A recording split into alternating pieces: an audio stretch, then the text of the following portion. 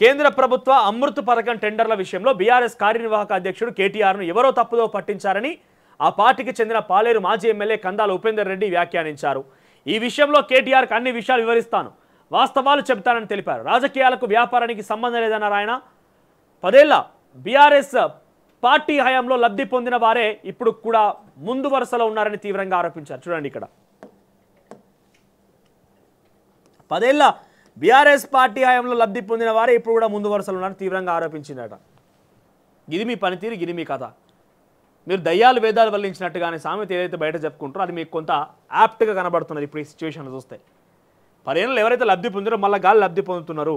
అదేవిధంగా వ్యాపారంలో జాయింట్ వెంచర్లు సహజమన్న ఉపేందర్, ఇది కేటీఆర్ తెలియకపోయా. అమృత్ టెండర్లలోనూ అదే జరిగిందని ఉద్ఘాటించారు. అమృత్ టెండర్ల వ్యవహారంలో ముఖ్యమంత్రి రేవంత్ రెడ్డికి సంబంధం లేదని తెలిపారు.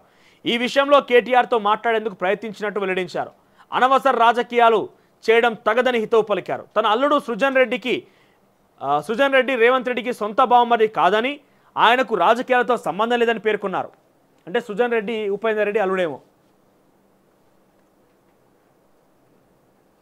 అమృత్ టెండర్లపై అనవసరంగా వివాదం చేస్తున్నారని, అసలు రేవంత్ రెడ్డికి టెండర్లకు ఎలాంటి లింకు లేదని వ్యాఖ్యానించారు.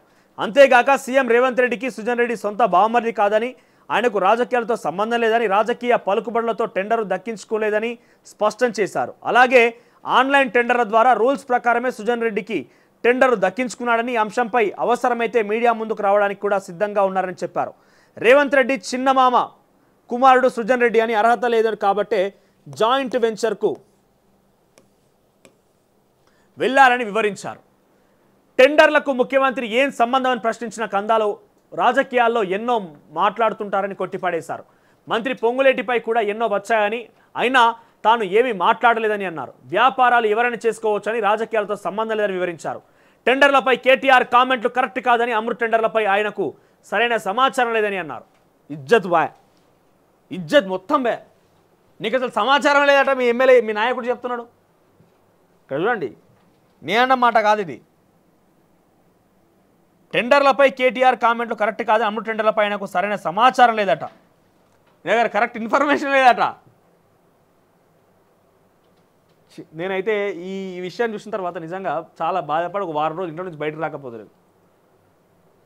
ఈ ముచ్చట తెలిసినాక నేనైతే వారం 10 రోజులు బయటికి రాకపోతే ఇంట్లో కూర్చొని కుమ్మిలి ఏడున్నారే నా కిందోడికి ఇంతగానో చేసిండు అని చెప్పి. అందుకే ప్రజాస్వామ్యం అనేది ఒకటి ఉంటుంది, అది మీకు బహుశా తెలియకపోవచ్చు, ఎందుకంటే మీరు గత ప్రభుత్వం అమలు చేయలేదు కాబట్టి. అంటే ప్రజాస్వామ్యం అంటే కొంత ఫ్రీడమ్ అంటే అట్లా ఫ్రీడమ్ కాదు, నలుగురిని కలుపుకొని పోవాలి, వాళ్ళ మాటలు వినాలి, వాళ్ళ కోసం పనిచేయాలి, అట్ ద సేమ్ టైం వాళ్ళని దృష్టిలో పెట్టుకోవాలి ప్రతి దాంట్లో కూడా. అట్లనే ప్రజాస్వామ్యం అనేది పార్టీలో బీఆర్ఎస్ పార్టీలో లేనిది అనేది అందరికీ సుస్పష్టం. ఈ రోజు వరకు కూడా ఎవరైనా చూసేవాళ్ళు ఉంటే కింద కామెంట్లు పెట్టుర్రి, ఏమని బీఆర్ఎస్ పార్టీలో ప్రజాస్వామ్యం ఉందా లేదా, మీరేమంటున్నారు? ఆ పార్టీ నాయకులతో ఒకసారి కాకపోతే ఒకసారి మాట్లాడితే బాగుంది. ఒక 4 కోటరీ ఉంటుంది. గతంలో కవిత కూడా మాట్లాడింది, కోటరీ వీడితేనే, కోటరీ వల్లే మనం ఓడిపోయాం. ఎస్, కోటరీ ఏంటిదంటే కేటీఆర్. చాలామంది కరీంనగర్లో కార్యకర్తలు కేటీఆర్ మీటింగ్ పోయినప్పుడు కూడా బహిరంగంగా నిలదీశారు కేటీఆర్ని, నువ్వెంత నీ లెక్కెంత అని. సో ఇక్కడ కేసీఆర్ మధ్యలో కూర్చుంటే ఓ పక్క కేటీఆర్, ఓ పక్క సంతోష్ రావు, ఓ పక్క హరీష్ రావు, ఇంకో పక్క కవిత, ఈ కోటరీ ఉంటుంది. ఈ కోటరీ దాటి ఆయన పోలేము ఎప్పుడు కూడా. ఇంకా ఫ్యాక్ట్ ఏంటంటే ఈ కోటరీ దాటి వాళ్ళని కేసీఆర్ని కలిసేందుకు ఎవరు వీళ్ళు లోపలికి పోనియారు. ఇటుపక్క హరీష్ రావు అడ్డుకుంటే, అటుపక్క కేటీఆర్ అడ్డుకుంటే, ఇటుపక్క సంతోష్ రావు అడ్డుకుంటే, ఇటుపక్క కవిత అడ్డుకుంటుంది. ఎవరిని కేసీఆర్ని గెలవనిచ్చడం కూడా కాదు. ఇంకా హరీష్ రావు టీము, కేటీఆర్ టీము, సంతోష్ రావు టీము, కవిత టీము. ఈ కేటీఆర్ టీంలో బాలక సుమను, గాదరి కిషోరు, ఇంకో ఇద్దరు ఉంటారు. ఇటు హరీష్ రావు టీంలో ఇంకో కొంతమంది, కవిత టీంలో ఇంకో నిజామాబాద్ ఎమ్మెల్యేనో ఇంకోరు, వాళ్ళందరూ కోటరీ. సో ఇక్కడ వీళ్ళు చెప్పిందే వేదం, 4 స్తంభాలు ఇల్లు, వీళ్ళు చెప్పిందే వేదం. ఇక్కడ దాకా ఎంట్రీ కూడా ఉండదు కనీసం. మరి పోయినాక ఆయన ఏమన్నా చేస్తారా అంటే ఆయన కూడా ఏం చేయడు, సైలెంట్గా చలో ఈ వీళ్ళే అంటే వీళ్ళకన్నా ఇంకా కొద్దిరా ఆయన. నేనేం చెప్తున్న మాట కాదు, చాలామంది బీఆర్ఎస్ నాయకులు ఓడిపోయినాక పార్టీ మారణంలో పార్టీలో వండుకుంటూ వాళ్ళ ఆవేదన వెళ్ళగక్కిన వాళ్ళందరూ కూడా చెప్పే మాట ఇది. వీళ్ళంతా దొరలు, 4 స్తంభాలు, కనీసం ఇక్కడ దాకా పోనివ్వరు. మళ్ళీ ఒక్కో స్తంభానికి ఇంకొక మల్టిపుల్ బ్రాంచెస్ ఉంటాయి. ఇంకా కేటీఆర్కు బాలకసుమను, హరీష్ రావుకు ఇంకొకరు, కవితకు ఇంకొకరు, వాళ్ళందరూ ఇట్లా కేటీఆర్కి ఇంకా చాలామంది ఉన్నారు ఇట్లా ఒకరికొకరు. ఈ కోటరీ దాటి లోపలికి పోలేము, దబ్బున పోదామనుకున్న వాళ్ళకి అవకాశం ఉండదు. ఒకవేళ పోయినా కూడా వీళ్ళే అంటే వీళ్ళకన్నా పెద్ద దొరనంట కేసీఆర్, ఇంకా అసలు పట్టించుకోడట. ఒక సందర్భం మీకు ఉదాహరణ చెప్తే ఏంటంటే, ఒక చాలా కాన్ఫిడెన్షియల్ మీటింగ్లో తుమ్మల నాగేశ్వరరావుతో ఆఫ్ ద రికార్డ్ చిట్ చాట్లో తుమ్మల నాగేశ్వరరావు చెప్పిన ఒక మాట ఏంటంటే, ఒకనొక సందర్భంలో ఖమ్మం ఎమ్మెల్యేగా ఆయన ఎమ్మెల్సీగా అవకాశం ఇచ్చి ఆయన మినిస్టర్గా చేసినప్పుడు, ఆయన అప్పుడు రోడ్స్ అండ్ బిల్డింగ్స్ మినిస్టర్గా ఉండేది కేసీఆర్ హయాంలో. ఆయన ఒకసారి కేసీఆర్తో మాట్లాడాలని ఫోన్ చేస్తే కేసీఆర్ 10-15 రోజులే ఫోన్ లేపుతాడంట, పట్టించుకుంటాడట. 10-15 రోజులు అసలు ఫోన్ లేపుతాడు, పట్టించుకుంటాడట, ఏం సమాధానం చెప్తాడట, కలవనిస్తాడట, అపాయింట్మెంట్ ఇస్తాడట. ఇది ఫస్ట్ ప్రభుత్వం 2014 నుంచి 18 వరకు ప్రభుత్వంలో. కట్ చేస్తే మీ నాన్న ఫోన్ లేపుతాడని చెప్పి కేటీఆర్ ఫోన్ చేసినట్లా, కేసీఆర్ ఫోన్ లేపుతలేడు, ఏంది ఏం కథ ఏం కార్ఖాన అని చెప్పి ఫోన్ చేసిండట. ఫోన్ చేస్తే చెప్పండి అంకుల్, నాకు చెప్పండి ఏం సంగతి అని కేటీఆర్ మాట్లాడినంట. అంటే నీకెందుకు ఆయన చెప్పేది, మేము ముఖ్యమంత్రిగా ఆయనకు చెప్తా అంటే, ఆల్రెడీ నా సీనియర్ మోస్ట్ పొలిటీషియన్, అంటే ఆయన కొంత ఇప్పుడు వ్యవసాయ శాఖ మంత్రికి ఎందుకో తప్పులు చేస్తున్నాడు మనం చూస్తున్నాం, కానీ చాలా సీనియర్ మోస్ట్. కేసీఆర్తో సరి సమానంగా, కేసీఆర్ కంటే సీనియర్ అన్న ఆశ్చర్యపోవాల్సిన అవసరం లేదు. చాలా వరకు మంత్రి పదవులు అనుభవించిండు టీడీపీలా, ఇటు ఇప్పుడు మన కాంగ్రెస్కి వచ్చి అంతకుముందు బీఆర్ఎస్లో ఉన్నాడు. చాలా సీనియర్ పొలిటీషియన్, మంత్రి పదవులు చాలా వరకు అనుభవించిన వ్యక్తి ఆయన. సో నీకేం చెప్పేది నేను కేసీఆర్తోనే మాట్లాడతా, నీతో కాదన్నట్టుగా తుమ్మల నాగేశ్వరరావు కేటీఆర్ని కొట్టిపారేసినట్టుగా మాట్లాడిండంట. కట్ చేస్తే నెక్స్ట్ ఎలక్షన్లో వచ్చేసరికి పువ్వాడ అజయ్ తెర మీదకి వచ్చిండు, Tummala Nageswara Rao out, Tummala Nageswara Rao out, Ponguleti Srinivasa Reddy out. అంటే ఎదిరించి మాట్లాడడం అవుట్గా అంతే. ఇది డైరెక్ట్గా తెలవాలంటే చాలామంది దొరకబట్టారు, మీకు తెలుస్తుంది చాలామందిని.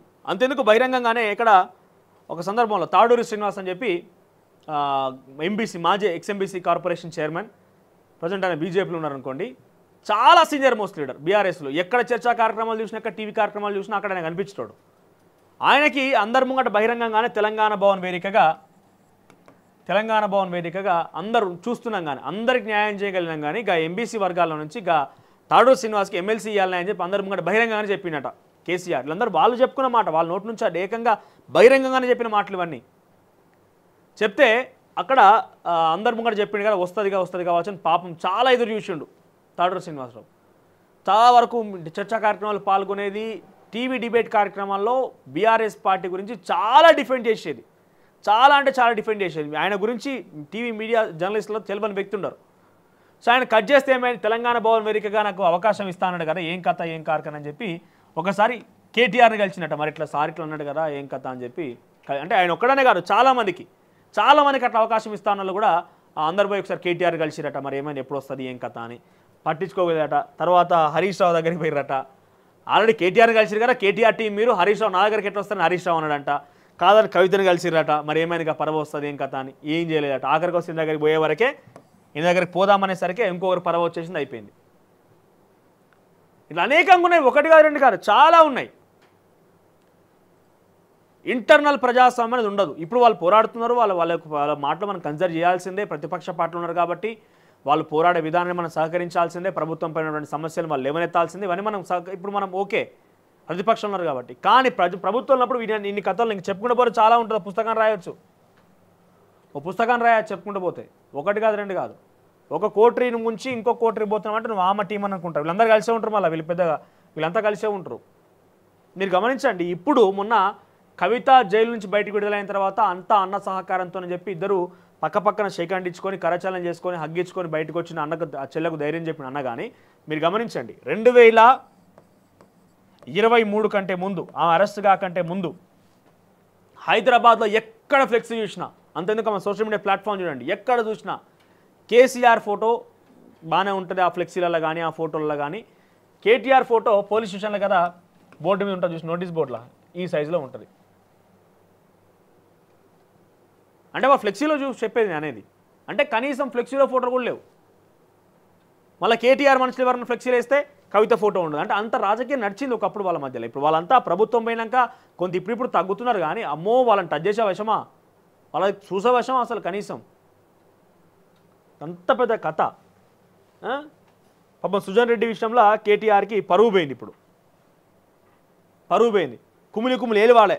నిజమైనటువంటి రాజకీయ నాయకుడు ఏమంటారు, తెగింపు, దాన్ని ఏమంటారు, పట్టుదలకు పోయే రాజకీయ నాయకుడు ఉంటే కనుక నిజంగా ఏడవాళ్ళకి కూర్చోండి చెట్ ఇంత ఘోరం అవే నాకు తెలియకుండా ఎవరు తప్పు ఇన్ఫర్మేషన్ అని చెప్పి ఆ ఇన్ఫర్మేషన్ ఇచ్చిన ఫస్ట్ అందుకోవాలి.